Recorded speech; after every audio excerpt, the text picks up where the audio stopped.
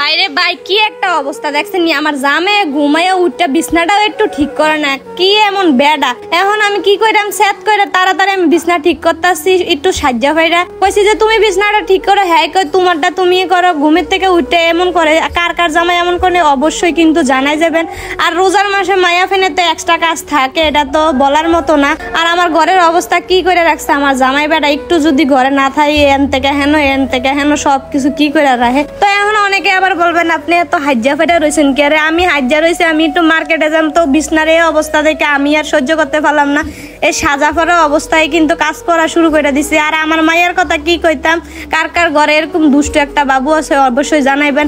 বাপের আল্লাহ দি মাইয়া যেটা কয় এ মুখে দিয়ে এটা আনে, অযথা খায় না, কি করে নষ্ট করে, তারপরে আমি খাইতে হয় ইফতারি পরে। আর এ ঘরে আইয়া ওয়াজিয়া মামুনি দেখেন কি করছে, বিছনার অবস্থা কি করে রাখছে, ময়লা টলা ফালাইয়া। তো কি আর কইরাম, এই সাজ্জা ফাইরা এই অবস্থা কি করে সুন্দর করে সাজ্জা রয়েছি। জামাইয়ের একটু মায়া লাগে না, তাড়াতাড়ি আমি দুনোটা ঘর সাজাইলাম, মানে গুছাইলাম। আমার কিন্তু অগোছালো থাকলে একটু ভালো লাগে না। এখন আমি যেহেতু বাইরে মার্কেটের জন্য যাব, এই জন্য আইসা ইফতার বানাতে হবে, কি করার কিছু করার নাই, এক হাতে সবকিছু সামলাতে হবে। আর রোজার মাসে এক্সট্রা তো কাজ থাকবে, ইফতার প্লাস হচ্ছে রান্না বান্না। দেখছেন মায়া লাগে ফিরে যায় না, কি রায় বারবার কই যে এটি বালানা। তো যাই হোক, দেখেন আমার সোফার এদিকে ধুলাবালি জমা, সোফাটাও ছিঁড়ে গেছে, কি করার কন। আর আমার কিন্তু ঘর গোছাতে অনেক ভালো লাগে, আর নতুন কিছু পাইলে তো আমার আরো ভালো লাগে। যেহেতু আমার সোফাটা কেড়ে ছিঁড়ে গেছে, তার জন্য নতুন কিছু নিয়ে আসছি। কি নিয়ে আসছি সবাই গেস্ট করেন তো? আচ্ছা, গেস্ট করার দরকার নাই, এই যে দেখেন আমি সোফার কাভার নিয়ে আসছি। আর কাভারটা আপনাদের কাছে কেমন লাগছে অবশ্যই কিন্তু জানাই যাবেন।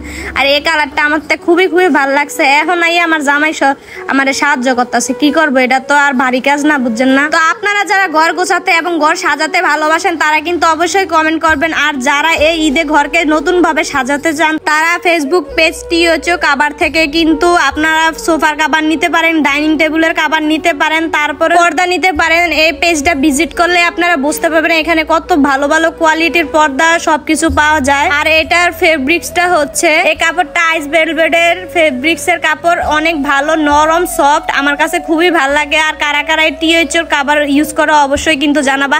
আমার প্রত্যেকটা রুমের ভিতরে এই কাপড়ের পর্দা আছে, সোফার কাভার অবশেষে নিয়েই নিলাম। তো গাইস, যারা ঈদের নতুন করে রুমটা সাজাতে চাও তারা ফেসবুক পেজ টিওচো কাভার থেকে কিন্তু এসব কাভার নিতে পারো। আমি সোফার কাভার নিছি, তোমরা চাইলে কিন্তু পর্দার কাভার নিতে পারো, ডাইনিং টেবিলের কভার নিতে পারো, অথবা স্ক্রিনে থাকা কন্টাক্ট নাম্বারে যোগাযোগ করে কিন্তু তোমরা অর্ডার করতে পারো। কেমন লাগতেছে আমার সোফাটা অবশ্যই কিন্তু জানাই যাবে। এই জায়গাটা আমার ফেভারিট একটা জায়গা, কারণ আমি এখানে ভিডিও করি।